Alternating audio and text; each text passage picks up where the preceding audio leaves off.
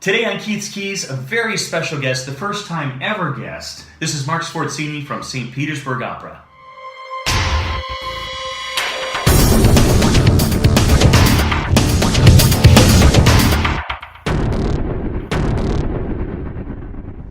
Hey everybody, thanks for joining Keith's Keys. Thank you for all the emails. I'm very soon I'm going to do an email blast where I finally answer your questions. I love that you write me. Your support makes me want to keep doing these videos, which I appreciate.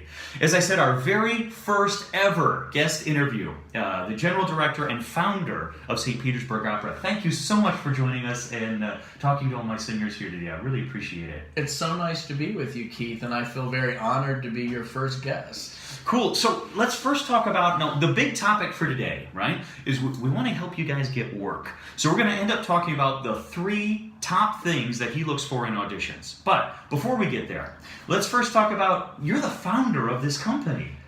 Yes, that is correct. I mean, yes. that's exciting. Yeah. So why St. Petersburg, Florida? Why opera? And how did you create this amazing family atmosphere you have here? Well, I'm not sure how much time you have. There's a lot of questions, and there's a lot of backstory to all of that. I'm going to try to summarize quickly. I conducted my first opera in St. Petersburg in 2005. There was a lot of interest from the community in coming to these operas. So in 2007, I founded the St. Petersburg Opera Company, a nonprofit organization. I've always loved opera. I was a professional bassoonist for 15 years. You should know, I heard him play the other night. You should say world-class bassoonist. Fabulous bassoonist, actually. Well, for 15 years, I was principal bassoon with the Florida Orchestra, but as part of my training when I was in college, I had a bassoon teacher. He wanted me to listen to good opera recordings to develop my musical phrasing and my vibrato, to which sometimes people ask me then, oh, well, is that desirable? And I said, yes, in a lot of schools of wind playing, it's considered very desirable to phrase like a excellent singer. To shape the music. So then it lended your instrumental work actually lended itself quite well to understanding what singers go through. Exactly. Yeah. Well, and then with an instrument too, you have to support the breath.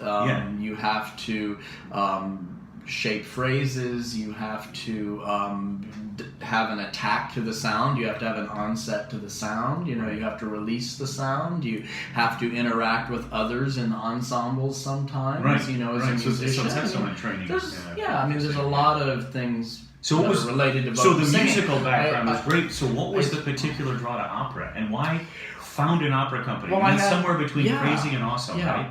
Well, I had another bassoon teacher who really loved Maria Callas, and he used to play Maria Callas recordings for his students and point out how she was shaping things and how she would inflect the phrases and how she would hold up the line and things. So I had all this was all kind of happening, and at the time I never would have thought, oh, one day I'm going to start an opera company and I'm going to actually use these things in another capacity besides playing the bassoon. But in retrospect, it makes it look like, oh, this was maybe meant to be all along. Yeah, all the tools built up. During my years playing with the Florida Orchestra, I played many, many, many operas in the pit. Got a lot of exposure to playing the operas from within the orchestra, and loved those experiences too. So, I've always loved opera and have these experiences that prepared me to do what I'm doing now. Aha moment where you said, okay, we're going to start a company? Well, I don't know. There was an aha moment. The first opera I ever conducted was Madama Butterfly. And when I went to the man who was in charge of this local company that provided the singers for that opera back in 2005, when I went to his home for a rehearsal with the singers and I was conducting the Act 1 duet between Pinkerton and Cho-Cho-san, I came home and I said to my partner, I said, I think this is what I'm supposed to do with my life. Oh, wow. And so that was even before the idea of, start an opera company. But that was kind of an aha. Okay, so that started. That was kind of an aha. And you guys have a real unique atmosphere here that your donors have really bought into. I mean, the Opera Center, it really is kind of a family atmosphere, much more so than I expected when I got here. How did you do that? Or it's a really interesting personality for the company. 12 years of development. And Wow. Because the sense of appreciation you get here, both from the donors, from everybody on staff, is just really, everyone is very grateful for the work to put in. It's a very appreciative setting. Your donors obviously take their part very seriously, very personally, and love to come to rehearsals and support things. we have wonderful donors. Yeah, you do. It's such a great family of donors, and everybody on staff is just tremendous. And our audiences, we always have such enthusiastic audiences, cool. as you've seen at some of the events you've very much participated so. at, like our Broadway cabaret Right. in the mornings with the maestro. So let's talk about, obviously, people watching this video want work. They want to work for St. Petersburg Opera. Yes. So before we talk about the audition itself, they have to get an audition, right? Uh-huh. Okay, so you hold auditions, what, about once a year? That's correct. Okay, and where, when and where? In the spring, we usually do 4 days in New York City in March or April, and usually 3 or 4 days in St. Pete in April. So if you're a managed agent, of course, your manager sends Managed material, singer. or a managed, Yeah, sorry, yeah, oh, yeah, yeah. managed agent. Thank you. So that's how you. But do you hear non-managed singers? Yes, I think we have a very open process. And how? So if I'm a non-managed singer, I'm watching this. What do I need to know? How do I contact you and hope to get an audition? Well, you would look on our website under auditions for the current year's audition information. Okay. It hasn't been posted yet for this next cycle, but it will be probably within a week's time. We're Oh, getting so ready. soon here. We're getting ready within like the next 7 days. We will probably announce the auditions for the following season and the shows we're going to be doing. Great. So it's So typically your timing's very good. Yeah, your timing's exactly. very good. So you So can late January, early you can check February on is the the time. website. You can check from various things like Classical Singer and Yak Okay. Tracker and places we post the announcements. Okay, as well. and your website is www.stpetopera.org. which we look at that. See, through the master of editing, right there, right in front of us. So so somebody can apply. Now, about how many applications do you get each year? The last couple of years, we've been getting over 700 applications. 700. And unfortunately, I mean, we can do about 50 a day. 50 a day is kind of a lot, but we can get to hear about 350 people. So really, only about half that submit. Yeah. So before we get to the audition part, so if someone doesn't get an audition, should they submit again next year? Yes. Because it's not always that it was the resume was bad. You got to think about your repertoire. Got to think about the What your- repertoire and how many candidates you're having in each particular vocal category, given the number of roles for Right. that vocal category. Because one thing I'll say is, if you don't send your resume back in the next year, then you definitely won't get an audition. So you do have to reapply. It's not like you keep them and go. No, through we don't. 1,400 resumes the No, we next don't. year. If you want to be considered, if you didn't get one last year and you want to audition this year, then you need to resubmit. So that's good to know. Keep track of your calendar and be persistent. All Yes. right? Polite persistence, right? Polite Keep it- persistence is is really good. good. And persistence, you should know. I mean, sometimes the project doesn't line up right away. So I don't know if Mark even knows this. I auditioned for him 4 times before I got invited here to sing Magic Flute. Now, I'm not going to ask him to look up his notes. I'm just going to tell you, all my auditions were really good. But it just so happened when the timing was right, when the project was right, then we got had an offer. But I continued to sing for him each year. So persistence really pays off often with that. I agree. Persistence is good. Would you do you have kind of an idea on an average season with all your shows about how many singers would you say you hire in 1 year? Oh, With your young artists and your emerging artists and you combine all of that. Just if you think about the roles, the compromario spots, the cover spots, probably 40 to 50 singers in a season. And that's something else I want everybody to know. So you start with 700 resumes, and you're looking for about 50 people. Yeah. So I mean, that's why persistence pays off. And especially if it's not roles or things that exactly suit you at this time, or you might have had a great audition, they loved you, and there doesn't fit a spot in. So those numbers are really important, and I think they speak volumes about the industry right now and what's happening. So you go through all that, you go to the website, you submit, you finally get the audition. Yeah. Now let's get into this. Okay. You're sitting at the table, somebody comes in the room to sing for you, and what are the 3 most important things to you that people should be thinking about when they're preparing for an audition that would put you kind of toward the yes pile, or please come back pile at least, or even that's it. I'm going to book you. Yeah. Sure. Well, a big thing that I look for is that I want to hire singers who I feel are interpretive artists. So I'm describe more what that means. What does that mean? So let me give a preface that first it's a given. This does not count as one of the three things. It sort of has to be a given that you have a solid vocal technique, so you're going to produce a pleasing sound that's even through registers and transitioning through registers, and you're going to sing in tune, and all of that. Right. I mean, that's kind of your basic given, prep and homework. You got to have that, yeah. but that is not enough. Just to have a great sound, for me alone, is not enough. You have to do something with that sound. So that's where that's where we get into being an interpretive artist. Okay. That means you're looking at the music saying? and you have something to say. You're shaping the phrases. You're making. Even, let's say someone interprets something in a way you totally disagree with. Yeah, I never do it that way. But if they really have done their homework, that still has an impact on you. Yeah. It's not even doing it right so much as making very clear decisions. Well, this is a very important point. Okay. Because I may have a favorite way that I like to hear something done, or that I think, well, if I was playing that on my bassoon, I would phrase it this way. But I can respect an idea that's different if it's done with conviction. Ah, good. So another thing, I tell people to make bold choices. Don't.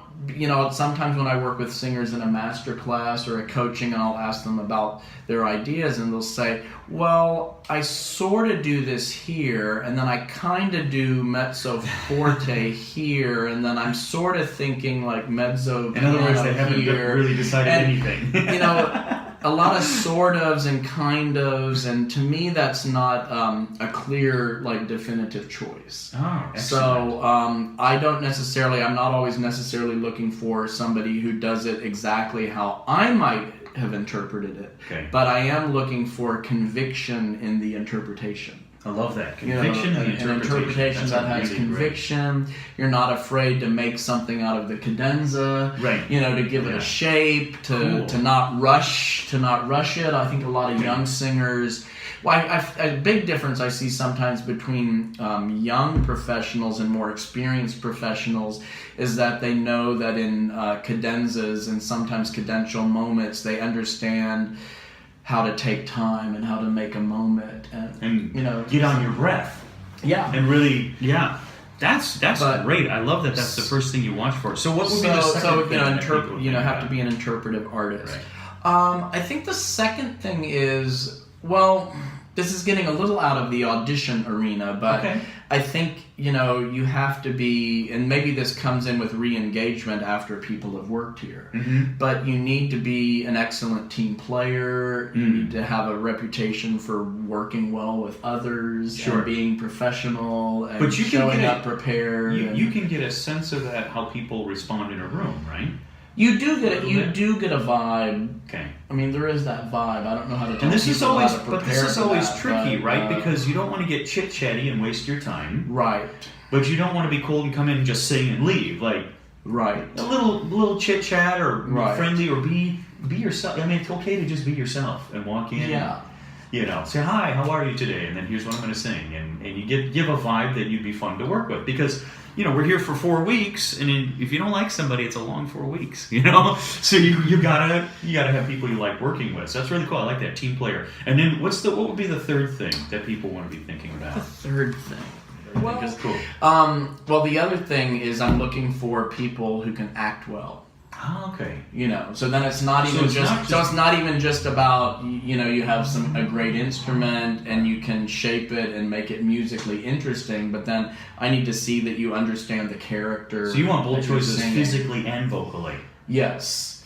Yes. Yeah. I want to sense that if I'm hearing "O mio babino caro," that the text is something completely different than "Come scoglio." Right. Now, let me ask you about that. These are acting in an audition, because it's such a tricky thing for singers. I know. Because I've had people say, okay, treat it like a performance. But it's not. Because you're singing for an audience that won't applaud in a room with no sets. It's not a recital. It's not a concert. Yeah. So how much of the scenery should we assume or take in, or should we pretend we have props? Well, you're getting into something else I think is very important. Where whoever you're auditioning for, try to get the scoop on what they like in an audition. Oh, that's so if you know that you're auditioning for an artistic director who just wants you to stand there and sing and not act the character at all, then don't go there and give the most dramatic acting performance of your life. Go there and stand and sing. For you. But if you're coming for me, I feel that, because one of my issues with opera is, people have this misconception that opera is boring. Right. But maybe some of that stereotype is rooted in these old performances where people just stood on the stage and just sang, and, the acting values maybe weren't always... in straight theater, there's like a whole different level of acting values. And I want to bring higher acting values to the operas we do. So for me, the understanding of the character and being able to see how well somebody acts is an important part of the audition. Gotcha. So I want to see the character. I want to see some acting. I pretend it is a performance. It is a performance, and I want to see that. I think that's an important part of our philosophy here. Is that we're trying to put on opera that the acting is very, very, very important. That's equal. It's an equal partner to how good does the person sing. That's really important, I think, for people to hear, especially when you're feeling either intimidated or scared about an audition, is to know, go ahead and make bold choices. Let the animals out of the cage. Yeah, that's what you want to see. Yeah. So make bold choices musically, make bold choices physically, and be a good person. And those are three good things, and then you work here. And that's where we want to be. Then you work here, and when you come here, be a good person. And they're loyal, get along too. well with your colleagues. There are people in this cast that have worked here before. So if you're a good colleague, then it leads to more work. And repeat work is a gold mine. If you have to work only one more once, go find something else. Do data entry or something. All right? There'll be one job it's you can always, have. When you look on a resume and you see that somebody has been hired once, at about 8 or 9 different places the last 3 or 4 years, it kind of makes you wonder, why isn't this person getting re-engaged at places? Now, do you ever call a general director and say, hey, how was your experience? On occasion, yeah. So you will do a little reconnaissance work and just see, and you trust your colleagues enough to say that'll help you make your final decision. Say that again. So when I talk to people, you'll take especially if I'm on the fence. Yeah. If I'm unsure about something. But it's always nice to see on a resume too. Somebody come in and you see the last 4 or 5 years somebody's been re-engaged 2 or 3 times at 2 or 3 different houses, and you think, well, this is a good sign because obviously they went and worked here and they liked them enough to have them back again and again a third time. Right. And so obviously they get along well. Once you get the job, re-engagement's a very important thing. Yeah, right. As well as keeping your income coming in over and over again, which is an important thing. So, if you're in Florida, Magic Flute, February 2, 4, and 6 at the Palladium Theater here in St. Petersburg, Florida. Thank you so much for being a guest on my show. My pleasure. All right.